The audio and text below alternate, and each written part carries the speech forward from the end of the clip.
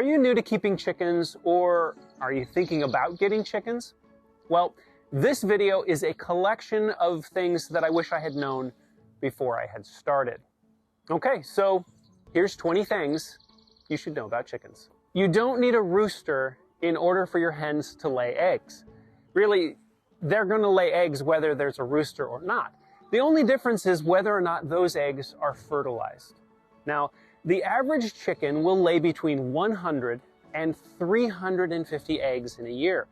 And this depends on the age of the chicken, the breed of the chicken, the food that they're getting, the weather, and just how she feels that day.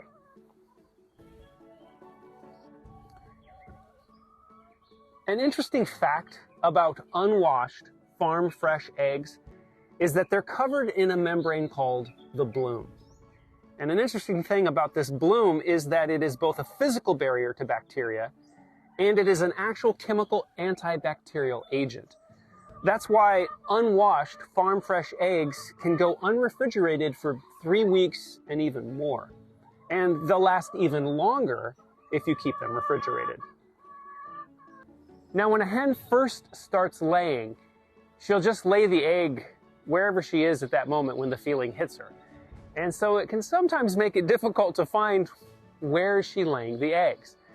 And that's where a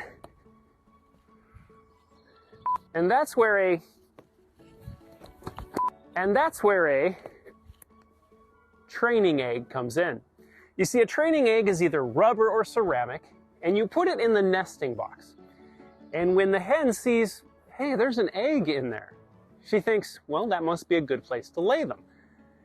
And that's why they call them training eggs, because it helps chickens know where to lay their eggs. Now, another important use for training eggs is when you have a chicken that starts eating eggs. It's not that uncommon. It's something that happens. And so what you do is you put ceramic or rubber training eggs in the nesting boxes. And when the hen goes to break it open to eat it, she realizes, oh, this isn't very rewarding. And she doesn't get the yolk payoff that she was looking for. And this is eventually how you break them of that habit of breaking eggs and eating them. So, training eggs, every person that has chickens should own a few. Now, if you're new to chickens, you probably noticed that there's something strange about my coop and the fact that I pulled the chickens away from it in a separate structure called a tractor. I've made a bunch of videos about that concept, and I think it's really important if you want to have really healthy chickens, as opposed to just restricting them to one spot that they'll turn into kind of like a lifeless, muddy bog. So there's separate videos. I'll post them in the description below. The thing that I want to talk about as it pertains to chicken coops is that you should not heat a chicken coop. Yeah, that's right. Even if you live in a very cold winter climate, heating a chicken coop is a very dangerous thing to do. And there's a few reasons for that. First of all, a chicken's body temperature is 105 to 106 degrees. They have hot bodies. In fact, it's harder to keep a chicken cool than it is to keep a chicken warm. And if you're struggling with this concept, just think about their cousins, the pheasants and the turkeys and birds like that. Throughout the winter, they stay warm, and they do that without being inside of a chicken coop. Another factor is because the chickens will naturally become acclimated to that artificial temperature that a heated coop is creating. If there's a power failure, if there's a fluctuation in temperature that causes the bulb to break, which is very common, your chickens die because they are not capable of adjusting to the swings in the temperature. And so it's important that you make sure that your chickens are healthy in the winter at all times, but especially make sure that they're getting enough nutrition that naturally helps them generate the warmth that they will need to stay warm in the winter. All right, next up, let's talk about broodiness. Broodiness is when you have a hen that obsessively wants to sit on the eggs. And if you don't have a rooster, that means those eggs aren't fertilized, therefore it's not going to work. And for a few other reasons that I'll mention later in this video, you need to stop a hen when she's behaving in a broody manner. And so you do this by physically removing her from the nest. Sometimes they'll fuss, In fact, every time they fuss. But they're chickens, they won't hurt you. They might even peck at you, but a hen, she can't hurt you. You take her off, you get her out onto the pasture, get her mind on something else. Some people even put ice packs in the nesting box so that when she goes to get on the nesting box, it's cold and it's an unwelcoming place for her to be. And if you need to, you might even have to restrict her access to the coop or to the nesting box during the day so that you can kind of break this cycle. Now, chickens don't have teeth, so have you ever wondered how they chew their food? This is pretty fascinating. So if you've ever noticed when a chicken's been out eating, they'll get this large bulge on the front of their chest, usually kind of on the right-hand side. And that is called the craw. Now, the craw is kind of like a little lunchbox that the chicken takes with them throughout the day, and they greedily fill it up while they're snatching food away from their sisters and store it in that little lunchbox. Now, from the craw, it's moved down into the stomach, which is called the proventriculus. Now, the proventriculus combines the food with stomach acid, but then the real magic happens when the stomach moves it into an organ called the gizzard. Now, the gizzard is this hard, muscular organ that collects the rocks and the grits and the sand that a chicken eats throughout the day and uses those to grind up the food combined with the stomach acid so that a chicken can digest their food. So a healthy chicken needs access to good, clean, healthy dirt in order for them to chew their food. Another thing you should know about chickens is that they molt.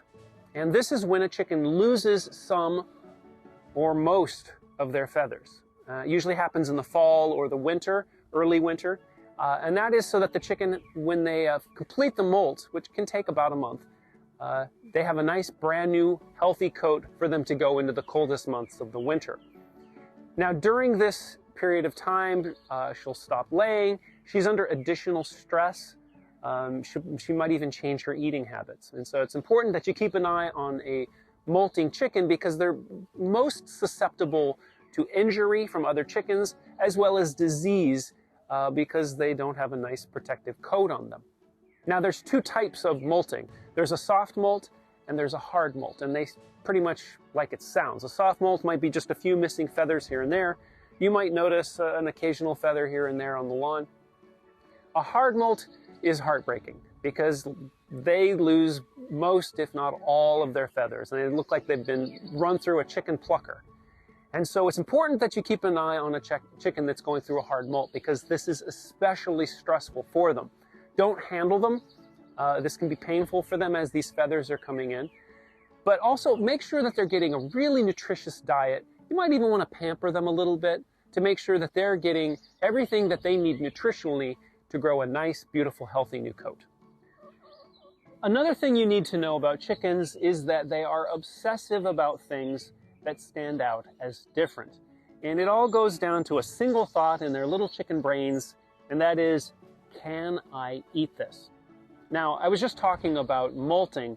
Well, you can see how this could turn into a problem because a chicken that's molting stands out as different, and they'll have lots of pink spots where their skin is showing through.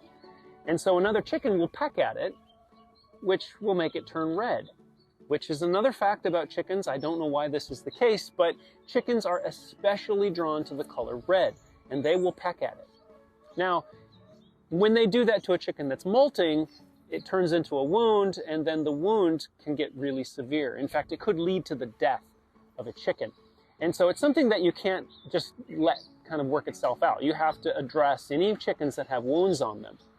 Now, they make different ointments that you can buy that are tinted like a blue or a purple that you apply to the wound so that it stains it and it kind of reduces the amount of red that's visible, as well as, you know, it's antibacterial and helps the wound recover.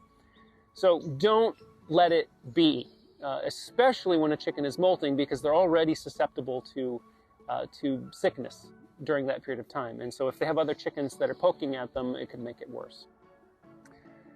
Another thing that I love about chickens is that they have earlobes. If you've ever looked at the side of a chicken's head, you'll see a little ear popping out of the feathers.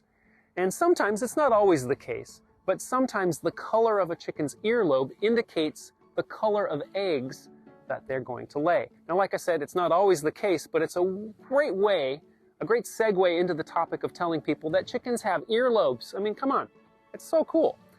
Now, like most prey animals, chickens have an incredible sense of hearing, especially on the low range of frequencies. And so that means they'll hear things like approaching storms or earthquakes long before we're even aware of them. Now, another interesting thing about chickens is that they, throughout their life, regenerate the structures inside their ear. See, like unlike humans, the older we get, the quality of our hearing slowly degrades, whereas that's not the case with a chicken. So even the oldest chicken can hear when you're thinking about giving them food scraps. Now, talking about food scraps, chickens are a great way to recycle. A great way to illustrate that is a study that was done in Belgium, where they took 6,000 hens and gave 3 to 2,000 families. Over the subsequent month, they saw a 100,000 pound reduction in food waste going into landfill. So chickens really are awesome at recycling food scraps. Now, what I do, I made a separate video about it, but there's a lot of restaurants that throw out food. And really, often all you need to do is ask, and they will be happily giving you these food scraps. I'm just coming back from a pickup where I have a local restaurant, awesome restaurant that has lots of vegetables that they've cut up, and I feed those to my chickens. Now, if you've kept chickens at all, you probably at some point or another have had to deal with mud. And this is because chickens have a very obsessive digging habit, and so they kill all the plants that would reduce the mud, and then therefore they kind of turn their area that they inhabit into a lifeless mud bog. Now, this is actually one of the reasons why I built the chicken tractor. And what that does is it allows me to get them into new territory, and so that they're never over damaging an area so that the vegetation can't regrow.